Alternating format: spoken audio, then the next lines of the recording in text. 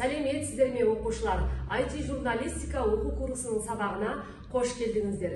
Бүгінгі сабағымыз бөлім бойынша алған білімдерімізді қорытындылайтын нәтиже сабақ. Сабағымыздың мақсаты журналистика туралы түсінікті қайталау, бекіту, бөлім бойынша алған білімдерін қорытып, тәжірибе жинақтау. Оқушылар өткен тақырыптардан алған білімдеріңізді еске түсіру мақсатында сіздерге WordWall платформасы арқылы сұрақтар ұсынамын. Сұрақтарға шапшаңдық танытып, жылдам әрі толық жауап берулеріңізді сұраймын. Бірінші сұрақ. Сюжеттік мәтінді қалай түсінесіз? Екінші сұрақ. Жаңалықтар дайындайтын мамандық атауы. Үшінші сұрақ. Телеарна жаңалықтары дегеніміз не? Төртінші сұрақ. Ақпарат қай елдің сөзі? Бесінші сұрақ. Бұқаралық ақпарат құралдары дегеніміз не? Алтыншы сұрақ.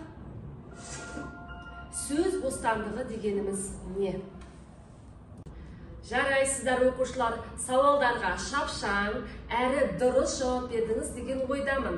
Ендеше дұрыс жауаппен өз жауабыңызды салыстырып көрейік. Бірінші сұрақтың жауабы: жаңалықтар дайындайтын мамандық ол журналист. Екінші сұрағымыздың жауабы: ақпарат сөзі латын тілінен шыққан, түсіндіру, баяндау деген мағынаны білдіреді. Үшінші сұрағымыздың жауабы: телеарна жаңалықтары ақпарат берудің нақты, жылдам әрі кең тараған түрі. Тілші не редактор қоғам үшін қажетті ақпаратты көрерменге сапалы, мазмұнды жеткізеді. Төртінші сұрағымыздың жауабы: сюжеттік мәтін тілші оқиға орнынан жинаған ақпаратын, алған сұхбатын жүйелі құрастырып жазады. Мәтінді жазуда дәлдік, шынайылық, өткірлік болуы шарт. Бұл сюжеттік мәтін тілшінің оқуымен беріледі. Бесінші сұрағымыздың жауабы: бұқаралық ақпарат құралдары дегеніміз арнайы техникалық құралдардың көмегімен кез келген тұлғаларға әртүрлі мәліметтерді ашық жариялауға арналған әлеуметтік мекемелер. Соңғы сұрағымыздың жауабы: сөз бостандығы дегеніміз ақпарат бостандығы атты атау алған барынша жалпы құқықтың құрамдас бөлігінен тұратын азаматтың саяси құқықтары мен адамның негізгі және құқықтарының бірі. Өзінің пікірін, ойларын жария түрде ауызша бұқаралық ақпарат құралдарын пайдалана отырып жазбаша білдіру. Жақсы оқушылар, міне сіздерге берілген 6 сауалдың жауабы осындай. Сіздердің де жауаптарыңыз ықтимал жауаппен сәйкес келді деген сенімдемін. Жақсы балалар, ендеше келесі тапсырманы ұсынамын. Мәтінді мұқият тыңдаңыз. Журналист мамандығы қиындығы мен қызығы мол, жан-жақты білімділікті талап ететін жауапты сала.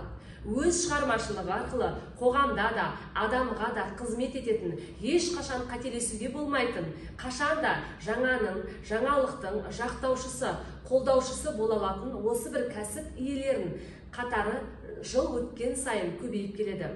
Бұл әрине қуантарлық жайт.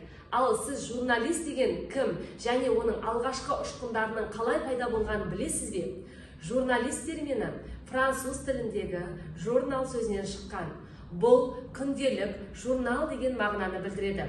Ағылшын тілінде осыған ұқсас, журнализм неміс тілінде журналистік деген сөздер бар. Ел аузында журналист мамандығын екінші көне мамандық деп атау қалыптасқан. Сөздің жаны бар. Себебі ежелгі Рим мен Грекия жерінде журналистер, шешендер, жыршылар мен хабаршылар бар болатын. Олар патша жарлығын халыққа жеткізу үшін қызмет ететін. Ежелгі Египеттегі перғауындар сарайында папирустан оралған газеттердің шығып тұрғандығы белгілі. Рим жерінде Юлий Цезардың айтқандары бірнеше дана болып жазылып, халыққа таратылғандығы тарих беттерінде айтылады. Журналист мамандығы қызықты әрі күтпеген кездесулер мен саяхатпен, ақпараттар теңізімен тығыз байланысты. Журналист болу мақсаткер, талапшыл, әрі бір уақытта тез тіл табысқыш, ықыласты, бауырмал болу деген сөз. Қаламың мен қағазың арқылы қорғансызға пана болып, әділеттік тапқанда біреуге үміт ұялатқан сәтте осы мамандықтың құдіретін сезінуге болады.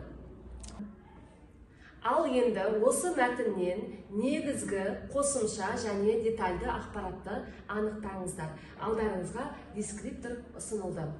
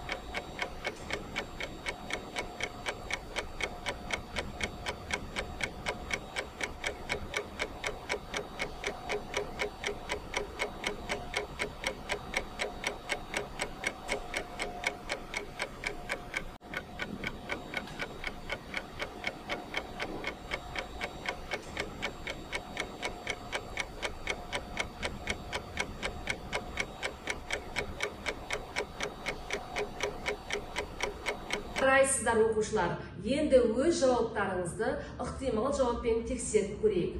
Негізгі ақпарат журналист мамандығы қиындығы мен қызығы мол, жан-жақты, білімділікті талап ететін жауапты сала.